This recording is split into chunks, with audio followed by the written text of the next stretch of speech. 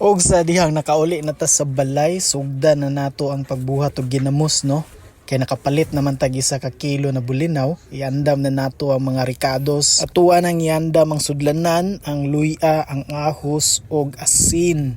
Ano siya ang pinaka-basic na ingredients ani atong buhaton na ginamos. Of course, dili mawala ang ato ang bulinaw. First step ana, atuan ang hugasan ng bulinaw. Kinahanglan nato ng hugasan, no, kay wala ta kabalon sa giyagian na ng bulinaw. Nya wala man pud jud tanaanad, no, nga tanan natong gi-prepare kay wala nato gilimpyuhan. So dapat limpyuhan jud nato. Ang maingon nako kung maglimpyo mo og bulinaw para himuon og ginamos, limpyuhin ninyo tapos ibutang ninyo sa sa strainer niya, flowing ang tubig kay para tuloy-tuloy lang ang iyahang cleaning ba. Makaingon jud ko nga limpyo jud ning ginamusa, no, kay kapila jud na ako nigilimpyuhan guys. Makita jud ninyo sa video nga gitarong jud ko niglimpyo. Pagkahuman na og limpyo, giandam na nako ang mga lamas. Optional lang ni mga lamas guys ha. Kay sa ako ang pagkabalo ang nagabuhat og ginamos, wala jud na nila ginalamasan. Unya kani ako ang style pinadayok man gud ni. Gusto man gud ko sa ako ang ginamos gud na humot. Unya wala ko kabalo guys unsay ratio ani or unsay size na bagay sa luya para sa isa ka kilo na ginamos. Ako ang gamit ani kay murag same ra siguro kadako sa ako ang kuan kumagko. Tapos gichop na ko ginagmay, depende ra pud sa inyo sawon nyo pag-chop.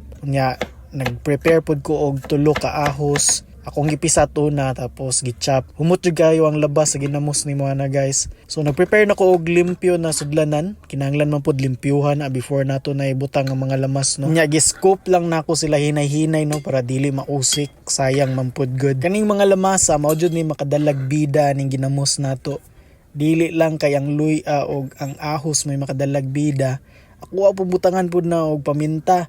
So rare kay ni siya na ginamos, no, kay diri ra ka makabalo nga pwede day butangan ng ginamos og ning ani. Ang dayok pwede butangan ning ani. Mao ra pud to ang nakuhaan ako og idea para maka-create ko og ning ani na ginamos. Makatawag siguro tag special ni nga ginamos. Nya nangita kog scoop diri sa baba kaya tuan ang ibutang ang bulinaw.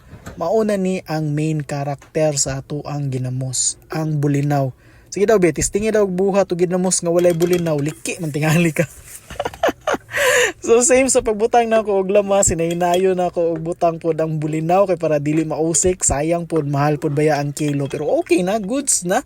Daghan na pod tag mabuhat ani, daghan na pod tag ma-share. Katong sa mga ginamos lover dara, sig nagtuo mag-share ko. Pagbuhat mo, nag-tutorial na gani ko ani. So di na mo alkansi, oy, dali ra kay buhaton.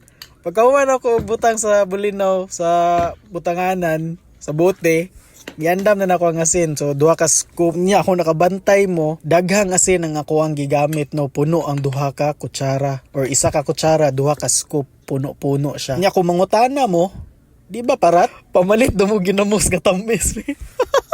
Ayaw mo kabalaka guys kay di ni tabang. So it's up to your preference kung unsay gusto ninyo sa inyong ginamos. So ang gusto nako naa lang siya sa tolerable lang ang iyang pagkaparat. Nya pagkahuman butangan na tog suka. So medyo daghan po jud ang suka ani. Ang kanang suka mao na muluto sa imuhang bulinaw. Nya mao na siya murag mo ferment og taman sa imuhang ginamos. Tabang na po ang asin na mulasa sa imuhang ginamos or sa imuhang bulinaw para mahimo jud siya perfect na ginamos. Unya may kusmekos lang na nimo para ang kadtong mga lamas nga nasa ilalom mo blend siya og taman sa imuhang gihimong ginamos. Muhumot siya, mulasa, og perfect. Daghan kay kog nabuhat guys. Karon aron ma-preserve siya og tarong, kailangan nato og cellophane. Atuan ni siyang isil og tarong. Isil nato og taman para walay hangin na musulod. Para magdugay siya og mga pila ka bulan.